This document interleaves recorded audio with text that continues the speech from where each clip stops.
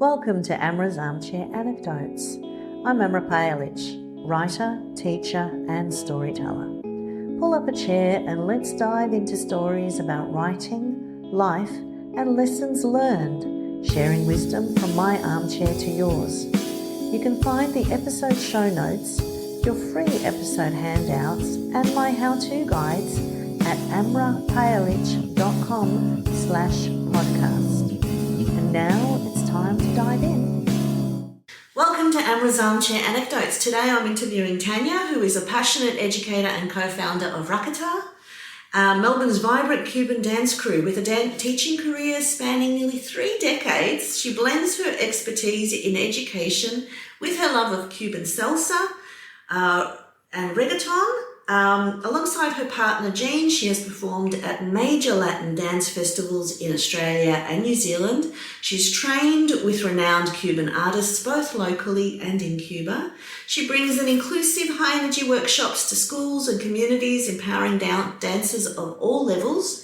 And her mission is to honour Cuban tradition while infusing it with creativity, joy and a fierce love of dance. So welcome, Tania. Thank you. What an introduction. I know.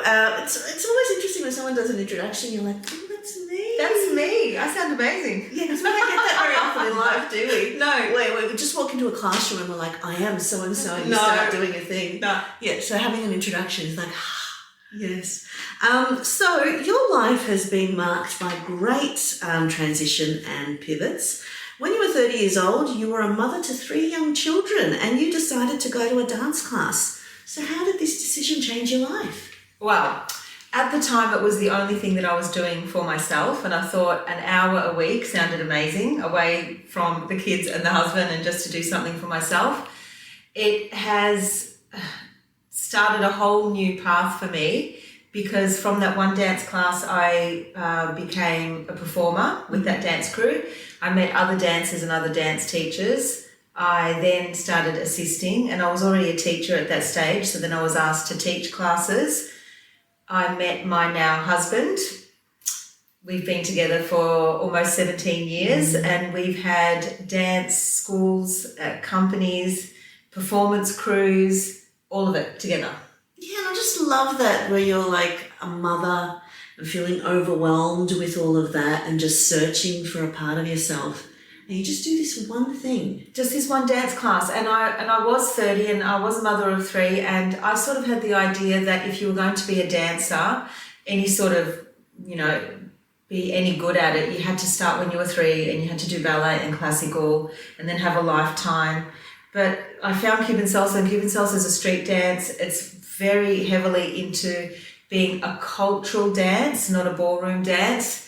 And it was all in. And also I love the fact that you were a teacher, and so you just had that skill where you were able to translate dancing and teaching dancing. So it wasn't very long where you were doing the dance lessons where you were sort of tapped on the shoulder and asked to start doing that. Yeah, and I think the skills of teaching can be transferred to anything. I wasn't teaching dance. I was an art teacher, a literacy teacher.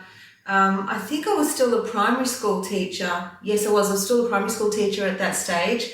And so I was teaching science and humanities and maths and all sorts of things that weren't really my bag. Mm-hmm. But if you know how to teach, it's about making complex things less abstract, making them simple, one step at a time. And if I knew how to do a dance step, then I could teach someone else how to do it. Yeah, and then you transitioned from primary school teaching to high school teaching. Yes. And you became a high school dance teacher too. Yes, and so I didn't have any formal training. I was asked to do a vet training course because I couldn't teach VCE dance, but I could teach vet dance. And that was a really quick course. I think, I can't remember, maybe 12 hours of face-to-face, but it was all about getting what I had done in practice and using those hours up against what I hadn't done in academia. And when I think one of the hours I couldn't attend because I was teaching at the Johnson Street Latin Fiesta, and they were like, well, that'll count as hours. Yes. And so, yeah, that was great. And I don't think there was a dance curriculum there at the school. Mm-hmm. I wrote it for 7, 8 and 9, pushed to get it to year 10 for a long time and beyond, but there just wasn't the physical space in the performing arts. There were only 30 periods available, and sharing that with drama meant that we couldn't put another 5 hours of year 10 dance on the grid. Yeah, I just love how, you're a teacher, but then whatever we have outside of that world, we can also bring in that passion and those connections. Yeah, and I think that happens a lot, even with professional learning. You learn something and you bring it in. You see if it works, you keep it, and if it doesn't work, you let it go. But I think being a teacher, anyone really can learn the skills, but it's about your passion and your interest and how much you want to share. Yeah, I remember one of the first early years of teaching, and one of my students was like, Miss, you're an expert. And I sort of had this moment where I was like, I'm an expert? I'm an expert in this? And then they were like, yeah, the way that you bring the passion and the way that you talk about it and the way that you... And I was like, oh my gosh, I really am, because, as a professional writer and then as a teacher of English, the way I break it down, and that's the same with you as a dancer and then a dance teacher, the way that you know to break it down, the way that you know to use the terminology to make it accessible, to build the confidence and to sort of focus on trying to get people to enjoy and find it. And even now when I do workshops, I'm just so, people get blown away by the way that I embed grammar in the writing of it, which is fascinating to me because I wasn't taught grammar in school. Yes. But through becoming a teacher, I've really learned how to deconstruct language and how to focus on language and focus on structure. So it's just really interesting, the skills that you learn and the way that, Definitely. the way you shift and you change. And I also think, like I said, I've never been classically trained. I don't have contemporary, I don't have ballet, I don't have any of those. What I have is street, and what I have is Latin and very niche Cuban. And so the dance program wasn't built around genre, it was built around skills. Rhythm is rhythm, balance is balance. And so the kids who I could model, and I think that's something that we do as teachers. I said to the kids, I'm never going to ask you to do something that I won't do myself. Yes. And so if a kid wanted to show balance through ballet, they could. If they wanted to show it through breakdancing, they could. If they wanted to show it through something a little more interpretive, then that was okay. And so the program was really built around skills and expression. Yeah, and I think that's the thing, you sort of make it that accessible. Differentiated. Differentiation. Oh my gosh, we do like a whole episode on that. I have a lot to say on that. So you and your partner Jean have won the 2024 second place professional division Rakata at Australian Rakata Championships, the 2015 second place professional division 2015. So you've won a lot of competitions and competed professionally. But what have been the highlights and what are the struggles in being a Cuban dance instructor and choreographer? Okay, so Latin dancing is very broad. Cuban dancing is niche. And I'm going to try and explain this without talking for hours and hours. As we can. As we can. So basically, salsa is what people recognize as Cuban dance. Salsa originated in Cuba. Very basically, it was the meeting of Spanish rhythms and African drums. That's like the very basic way of explaining it, but there's years of history. And it was only called salsa when it moved to the US, because salsa means a sauce. So it was a little mix of things. So I guess one of the struggles is that a lot of people recognize salsa as what they see on Dancing with the Stars, which is a ballroom style. And that was the standardization of what was coming out culturally from this little island, Cuba. And standardization often means bastardization, because what they're keeping is a moment in time, and they say that this move will always be this move and this is how we say that it's done well. But culture is always evolving. So the way people dance salsa in Cuba in the 50s and then even in the 2000s and now in the 2020s, it's changing and evolving. And so I guess one of the things that's difficult is to keep doing this thing that is evolving, to keep paying respects to the ancestors of where this dance has come from. And some people don't like to recognize that. And it means that we can often come across as righteous. And that is not what I want to do, because dance is inclusive. Everyone can dance. Everyone is free to dance. I guess the difference is that I like to honour where it's come from and remember where it's come from. And I don't dance ballroom, and I don't dance linear or LA styles. I dance Cuban. And even though that is niche compared to all the other salsa styles, I'm happy to keep that style, and I'm happy to keep that honour to the culture. What I love when I talk to you about it, you actually talk about the storytelling aspect and the way that it's weaved in the culture, and yes, like really embedding what is the meaning of what you are dancing. Yes, so exactly. What I was always struck by is that dancing is another way of storytelling. Yes, like you are actually dancing a story. Yes. And dance comes from culture. And dance comes from somewhere. It's an expression of the music, an expression of the time, of the people. And so to have this thing where there's a little box around it and a move must always be done this way, like there's a saying that you dance to express, not to impress. And that's not my saying. That's saying that's probably printed on a Moon t-shirt somewhere. But I think you need to know what you're dancing and why, and then connect to it. So connecting to your body, the way your body moves, the way your partner's moving, the way the music is, what's happening at the party, or if it's on a performance, why are you putting these moves to this part of the music? What does it mean? It's not just about the athleticism of it. So I think dancing can be a sport, and in saying that, we have entered competitions, but we've entered Cuban competitions, and every competition we've entered with a means to win. And we haven't come first, but we've won second. So I'm not really into the sporting aspect of it. But in one sense, like what I find fascinating is you'll do a day of teaching, then you'll go and dance for 3 hours, but you'll just come back refreshed. Yes, and just glowing and just so happy. And body tired. Yes. But body tired is not the same as mentally tired. No. And when we were running our dance school in the COVID dark years, people said, why don't you just do classes online, which a lot of people were doing. I couldn't at that point, because being a teacher, 6 hours online already, doing that remote teaching, and then running remote classes, that was stealing the joy out of it. And so we closed our school at that point. Yeah, the dark times of right. teaching.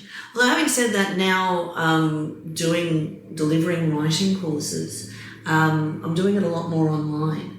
And I'm finding it really great because it's so much more accessible in terms of people from anywhere. And even I just did one in the heart of a Melbourne winter, and I was so thankful because I was like, oh my gosh, the thought of leaving the house, and I don't think anybody would have left the house. So it was, there's been some bonuses in that and way. I guess there's enough time passed now that you're not stuck in that all day online. And also being a teacher, I know how I have to bring the energy. Like you have to bring the energy if you're doing it in person. You have to bring the energy if you're doing it online. More, probably. More, yeah, because I finished and I'm like sweaty. Yeah. Just completely covered in sweat during the 2-hour workshop that I delivered because you really do need to connect, and you need to like bring people in and get them to feel it. Yeah.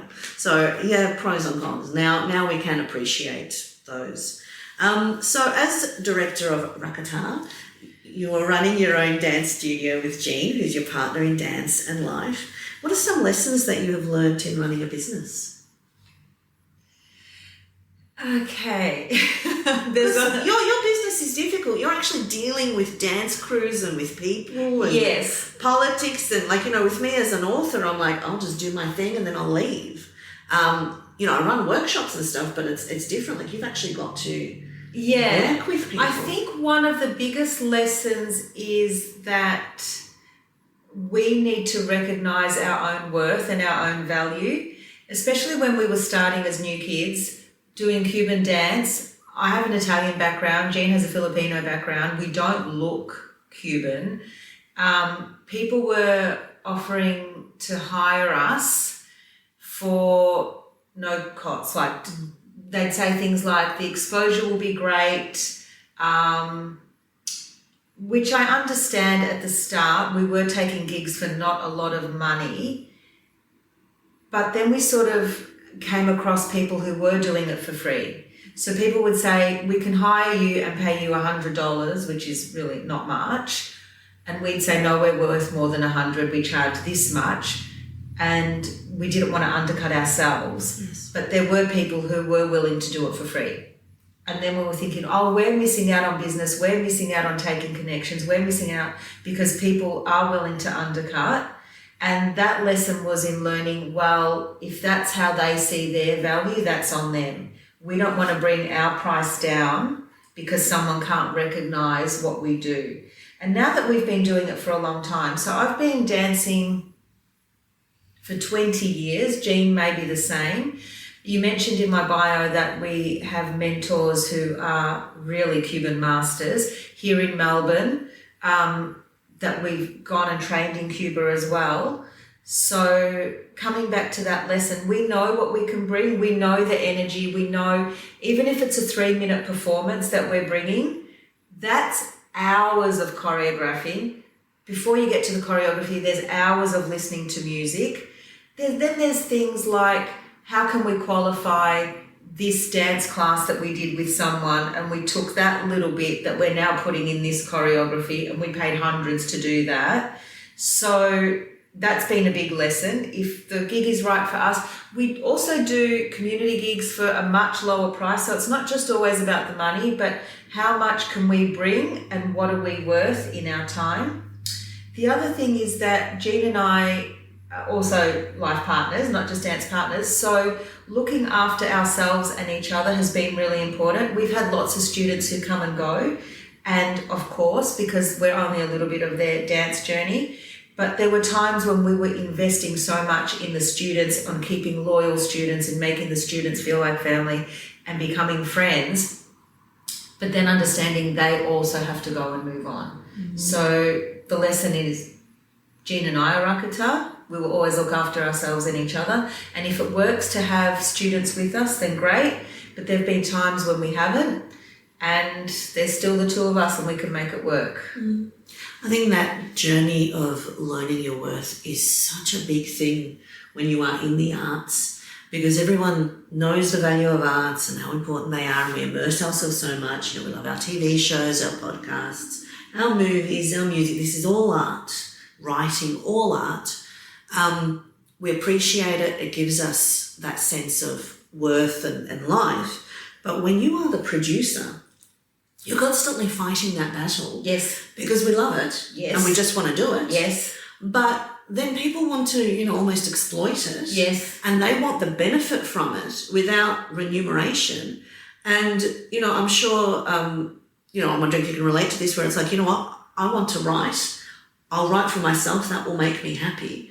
But if I'm putting it out there, I want to be paid for it. Yes. Because we can still do our practice. For people who have a budget for other things, but not a budget for entertainment, yes. How much value are they putting on the entertainment? And I do lots of free things. Like Jean and I will make Instagram reels. We don't get paid. Mm. We're doing that for the joy. We're doing that for connection.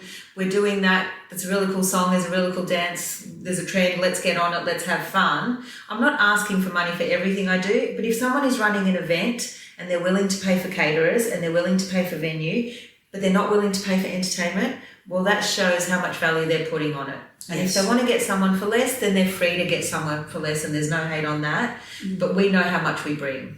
And I think that's the joy of having done things for a long time and having that sense of where we don't feel FOMO. No.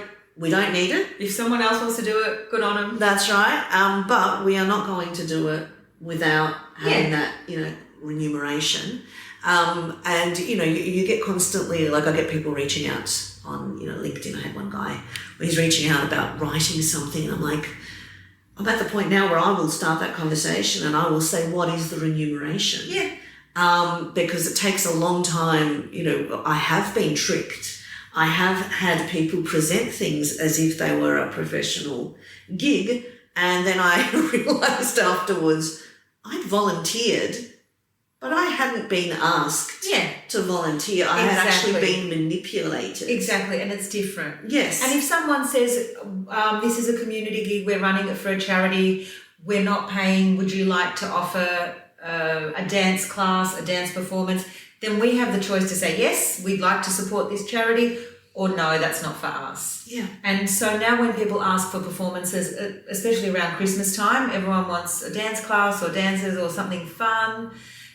They'll say, this is our budget, and I'll say, for that much you can get an hour dance instructor, but no performance. And they'll say, oh, we'd like a performance of 10 people. We're like, well, they need to be paid too. And so a 10-person performance costs this much. Yeah. And they're like, oh, maybe we'll just have the instructor then. Yeah. Like, okay, well, as long as you know what your budget's worth, but if you don't say, then they don't know either. And you're also preparing them for the next time. Yes. And also, whenever you are offering a freebie or a discount, you make that very, very clear. You put actually on the invoice, or, you state 10% discount or whatever you're offering, because that needs to be clear, because then if they're going around and telling, oh, we got this great thing for this much money, no. You got the special mates rate. You got the local discount. Someone else won't get that. And we also do private dance lessons, so we have wedding couples coming through. If we don't know them, we charge, but I've never charged like my niece or my nephew for a dance lesson. Like, I want to be there. Yeah, so we choreographed that and you looked awesome. Yeah, and that's the thing. When we're helping our friends, it's a different thing. Yes. Yeah. So recently you marked a new chapter in your life when you were accepted as a model by Cuban agency. Now, I want this story. This is the best story I have heard. Listen to this. Okay, so I'm into choosing joy at the moment, going for things that I normally wouldn't go for. So on Instagram, as I was scrolling, a photo studio said, new competition, looking for a new model. What do we need in 100 words or less? What should we be looking for? I talked about old women. I talked about diversity. I talked about representation, put my submission in. They got back to me. I didn't win the campaign. Oh, well, how'd it go? But they said, we can bring you in for a photo shoot if you'd like. And I thought, okay, why not? So the photo shoot was 2 hours. They called me beforehand, what do you want to wear? What are you going for? I picked out some outfits. I talked about my outfits for a long time of what I was going to wear. I went in, had a great photo shoot, awesome studio, photographer was amazing, took me to different things, lighting, put your chin up, move your shoulder, all of that styling. Went back for the viewing, which was a little bit confronting. Big screen with all my images up there, what would I like to buy? And in that moment, I thought, these images are amazing. That's me, but they're amazing. The way the photographers know what they're doing, my outfits, but I had hair and styling done, the lighting, the framing, and that's where I sort of understood that we're 3D people, but photography is a 2D art, and there are people who know what they're doing, and there are models who know what they're doing, what shapes, what angles, what faces, what expression are you bringing, what vulnerability are you bringing, what power, what control. And so I bought those images. I also got a few images for free. And then the producer said, here's a list of modelling studios. These ones are for mature age. These are editorial. These are for this, these are for that. Why don't you apply? I went back and talked to girlfriends and said, I don't want to do that. I don't want to be a model. And then one day I thought, only a few weeks later, I thought, well, if I don't ask, the answer's always no. I'll apply. I applied to one studio, which shall not be named, who didn't even reply. But then I applied to this second with my images and they said, come in for an interview. I went in for an interview, had a great interview. Later that day or maybe the next day, they wrote back and offered me a 12-month contract for commercial modelling and casting. So I accepted. What I love about that, you've kind of left this out, is you were kind of at home, getting a bit blur, and then that's when you apply. Yeah. This is the thing. Sometimes these moments where it's just like impulse. Yeah. And just impulse. I just want to fix your microphone. Yes. It's just kind of tucked in a little bit. Okay. I'm very expressive with my hand movements. I know all about it. So I just love that also where it's like, and this was just an Instagram competition of which you do many. Yeah. And I really believe a lot in that where you just put things out into the world and you don't know what will come back. That's right. But it's just having those possibilities. It's the possibilities, and I thought, well, if I didn't apply, my life would be the same. Yeah. And if I applied and didn't get it, my life would be the same. I'm not losing anything by applying. Mm-mm. But if you apply and you get it, then the world can change. Well, that's the thing. And now Jean has also... Yes, my beautiful darling husband.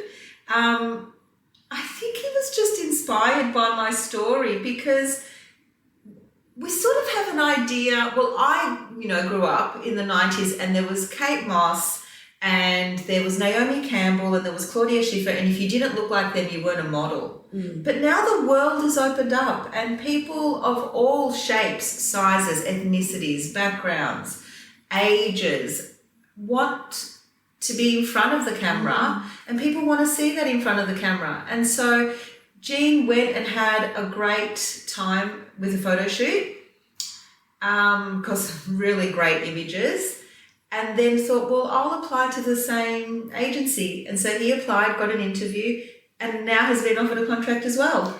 And the exciting thing is there are a lot of gigs that are being offered where it's looking for couples or pairs. And so this is also an opportunity. Things that we can apply together. Yeah. So it's sort of opening up more doors. I'm just really excited to see what happens. Same. We We both applied for something that's in the works at the moment, and we both got a call back to do a self-tape. So we've both sent auditions in to see what the next stage is. Yeah. And if we both get it, great. And if one of us gets it, great. And if we don't get it, oh well. Well, it's just a possibility. Yeah. Now, your life just gets more and more interesting. You had a recent brush with fame as a guest on SBS Insight for their 50th anniversary edition. So again, how did this happen? And what effect has this experience had? So this is the same story. I know, I love it. It's the same story. Except it wasn't Instagram, it was Facebook this time. Scroll. Do you see? Start applying for these things. So Facebook, SBS is turning 50 this year. Insight, the program on SBS, put out a little thing. SBS is turning 50. Have you turned 50 recently? What's your story? I turned 50 last year. So I put a little bit about my life and mentioned that I'd just been signed to a modelling agency. So weeks later, a producer called me back and said, we're gathering information about Australians turning 50. Yours looked really exciting and different. Tell us about it. So I talked about the same story with the modelling agency. I talked about dancing. I talked about my husband. I talked about my first husband, divorce, my children, menopause. I talked about being a high school teacher. It was a 2-hour chat on the phone, and she said, great, we've gathered lots of information. Thanks for your time. And then about a month later, the same producer called me back and said, I've brought your story to the table. We'd like to invite you to be on the show. Which was kind of exciting. And I said, so when was it? When's the filming? And they said, it's during the school holidays and it's at our expense. Yes. So I thought it would be silly to say, no, I don't need to take time off work. I don't need to put any money towards this. I've already got time where I'm just hanging around the house anyway. So all expenses paid, which meant flight, accommodation, dinner that night, breakfast the next morning, cab charges. I think in 2 days I spent like $6 on a chai or something. Like, it was all expenses paid, and that was a really great experience. To be in a studio, to understand how TV works. I got to listen to other stories. I met Anthony Mundy, which was really exciting. He's in the edition. Yeah. And just to be part of that experience, to see how it all feels. Mm-hmm. I also found out I'm quite an expressive listener. Yes, because she got so much airtime. So much airtime. And there's a little bit more. I loved how she's like dabbing gently and crying. Because my gorgeous, talented daughter did my makeup for me, and she said, if you like I cry all the time at everything, she said, if you cry, don't wipe because it'll ruin the makeup. So I very carefully dabbed away the tears, which made a dramatic moment on the TV really did. show. Like it's like cut to. So that was great. And then after that, of course, I shared it on all my socials and I was so excited about, this experience that I had. And then the photo studio who started this journey, who took those photos in the first place, saw my Instagram reel, circled back and had an interview with me. They liked my story, which was really their story, and spoke to me about putting a campaign together. I'm not sure whether it's to promote their studio or just a campaign that they'd like to do, but it was really nice to have that conversation with them, and perhaps something will come of it, but maybe not. But like in dancing, like in life, business is always personal. It's about making connections, and maybe you'll use those connections later for something as part of your business or to grow your business. But maybe it's just about making that connection. Yeah, and I think also just the joy. I think we talk about this a lot because, we're teachers and we love teaching, and the moments in the classroom, they're always different. But in terms of the institution of, school and being in a school, it's very deja vu. Yes. And everything's planned a year in advance and all of this. And so for us, and especially at this point in our lives, we're just looking for joy. Yes. We're just looking for interesting and new experiences. And also, I think we are braver than we've ever been before. I think so, because failure is just another step closer to what you're trying to achieve, whatever that success is. So if someone said to you, you have to apply to a job 25 times, but on the 26th you'll get it. You don't see those 25 as failures. You just see it as the next step. Yeah. We don't know it's 25. It might be 100. It might be 1,000. It might be 1,000,000. You don't know. But what if it's only 2? Yeah. Or what if it's only 6? And so you don't see those as failures. You think, well, I made that connection. I had that opportunity. It wasn't for me, but when it is for me and what is for me will find me. And I think the other joy is you don't even think about the ones that don't succeed anymore. Like on to the next thing. You don't dwell so much. It's like, oh, well, what's the next thing? Yeah. And so then if things happen, they happen. If they don't, you're like just a lot more floaty. I think so too. Yeah. Just go with the flow. Yeah, which is really nice. Yeah. Because, after so many years of almost trying, I'm enjoying now where I'm like, I don't feel like I'm trying. I do things. And it sometimes feels like I'm almost not doing things, but I am. I'm actually generating all of this. But it's just like, this is the logical thing. You just go and do this. And then whatever happens, happens. Yeah, whatever happens. And I think now maybe we're reaping those rewards of making all those connections, of doing all that learning, of trialing different things, of experimenting, failing. Although what is failing? I don't know. It's just giving it a go and it didn't work. Yeah. Like, it's not that deep. No. And because as teachers, we do this a lot where we have these conversations with students where they're lacking so much in confidence and they're kind of almost paralysed by it. Yes. And so we're having to really work through that in terms of the teaching part. And it's just about trying and getting there and, so much of it is muscle memory, and that's the thing with us now at this point where we're just trying things. It's just muscle memory. You just do things. Just give it a go. Just do it. And I think there's success in repetition. Yes, very much so. Very much so. Like this whole podcast kind of just came to be, and then this interview process. I'm interviewing all of my friends and people I know first, because I need to build that up within myself. So, yeah.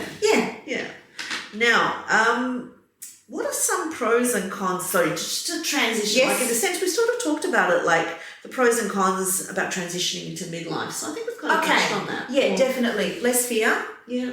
Less worry about what other people think. Less fear of judgment. Not so worried about the perfectionism anymore. I think first create it, then you can clean it up. Mm-hmm. And I think, I do that with choreography, I do that with the classes, but also with learning new things. Like I'm in a position of learning how to do a self-tape, how to do an audition, what it means to be in front of a camera. You should have heard her technical questions before we sat down. Where would you like me to sit? Where would you like me to look? I know, these are things I hadn't thought about. I'm just like, you just sit and you plonk yourself. I also think midlife brings menopause. Do you want me to talk about that? Oh, please do. That is the next question on my list. Question. So menopause, I've thought a lot about this. I've always been very aware of my physical womanhood. And I think in that, we've had conversation about periods and menstrual cycles, and I've had menstrual cycles that have been painful, but I've always seen it as, this is so cliche, a blessing to be a woman. Only someone with her joyous reproductive system can say this. And I think, of course, there are lots of horrible things about the way we're treated as women, and that's a whole other conversation. But I sort of saw my menstrual cycle as an opportunity to be rid of what wasn't working that month, an opportunity to rage and scream and cry and physically let go of what wasn't working in the menstrual cycle. And I think that men sort of hold on to that toxicity because they don't have that menstrual cycle where they get to rage and cry and say all the things they've been holding on to. And so menopause has been, well, I kind of think it's a great place to be. I've had the hot flushes, I've had the rage, I've had all, nosebleeds and joint stiffness and frozen shoulder. And emotions that haven't been in my control, and sadness and anger and indifference and all of that. But I think as women, we get to have menopause. We get to be out of that mothering maternal cycle. And I think there's still room to create.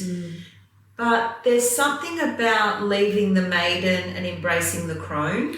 Yes, I love that actually. Yeah, and I don't mean crone like witchy hag, which I kind of like anyway. I do kind of like. We get to be smart beasts if we want to. Yes, and that's the thing. You get to the point you just don't care. But I also think with the crone comes the oracle, the sage, the wise woman, the mentor, and we're not in this veil of estrogen of producing. And once that veil drops, we get to own ourselves a little more. We're not about keeping the family, creating the family, because with that there's always a little bit of self-sacrifice, some compromise. Yes.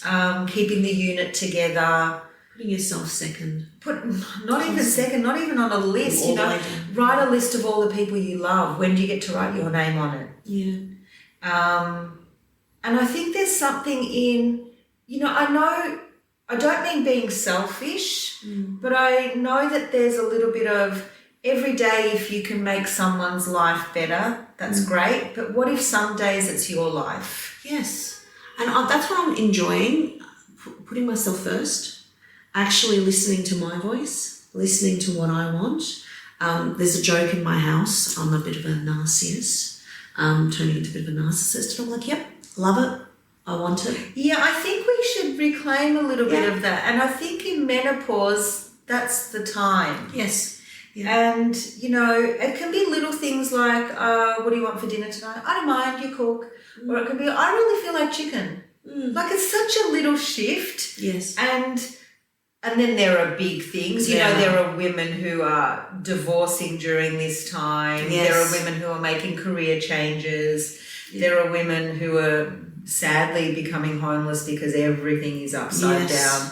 Yeah. And I think it's about understanding, controlling and directing where it all happens. Yes. If you can. Yeah. And I mean, for me, I am on hormone replacement therapy. For me, I had to, because things got really, really bad, and you were front and centre for that.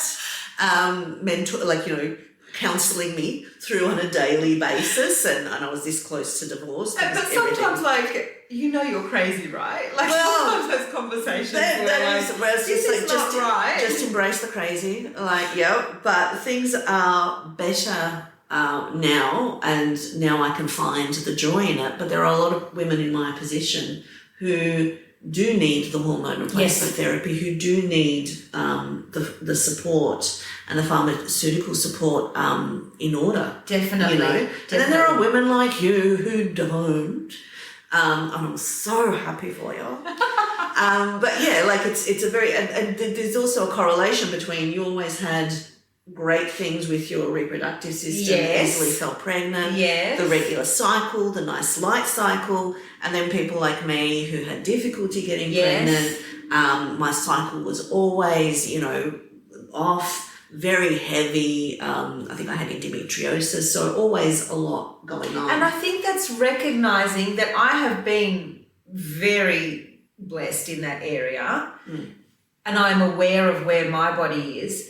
But it means that you've always also been aware of where your body is and how to manage, control, be aware of that. So it's not about my cycle's better than yours. No, but it's also about the fact that you do need to prepare. You do need to sort of think about how has your body dealt with these changes and these transitions. And for me, they were always hard and always brutal. Yes. And so, I did seek help. I was very fortunate that at this time there is a recognition of being able to use hormone replacement therapy, that a lot of the stuff that was about it has been debunked. Well, completely. A lot of the studies were old. They are. And they were actually they are not the hormones that are being used now. So there was a lot of misinformation. A lot of women suffered.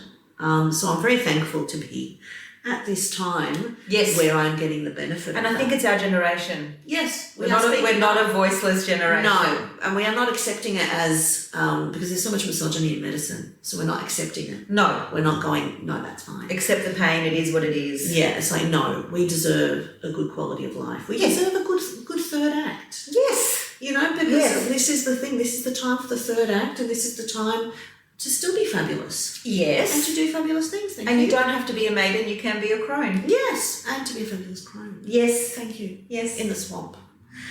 So just any last words on the power of the arts for well-being and joy?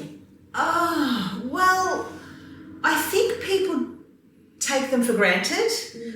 We talked a little bit about that dark lockdown 2 years. People turned to music, books, film, TV, creating art.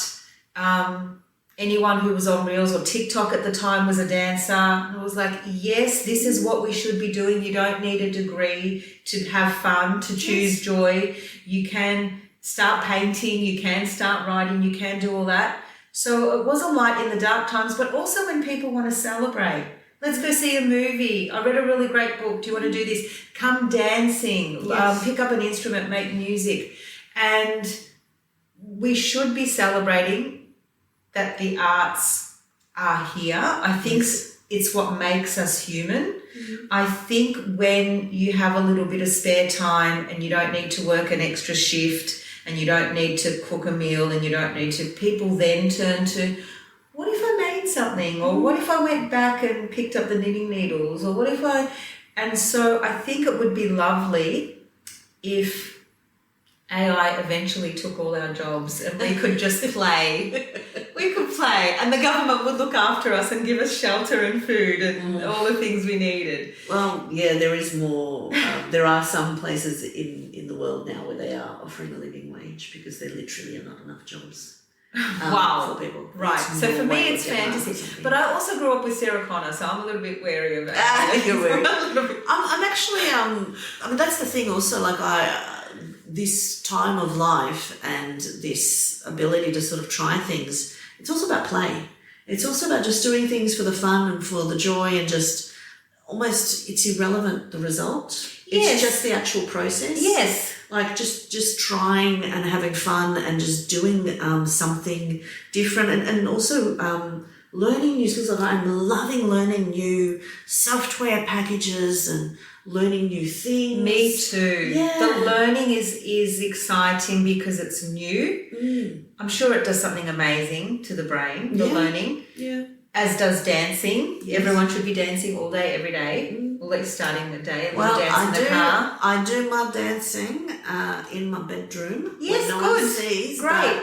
I do And it dance doesn't every need to day. be monetized. No. Like art, creating and play should be something we do because we're human. Yes. Yeah. I mean, there is joy in when you do get paid for it. Yes. But if you're good at it. If you're good at it. Yeah, but it's just also just having that play. Yeah, for sure. Well, thank you so much for coming on my podcast. Thank you. Transitioning into interviews, so I will be interviewing different people, interesting people, all about joy, life, midlife, life lessons. And thank you so much, Tania. Thank you, beautiful friend. Coming on and for also being so fabulous and so interesting, so that I have so much to talk about. So thank you so much. Join us next time. Thank you for tuning in to Amra's Armchair Anecdotes. If you enjoyed today's episode, don't forget to subscribe and follow for more insights, stories and inspiration. From my armchair to yours, remember, every story begins with a single word.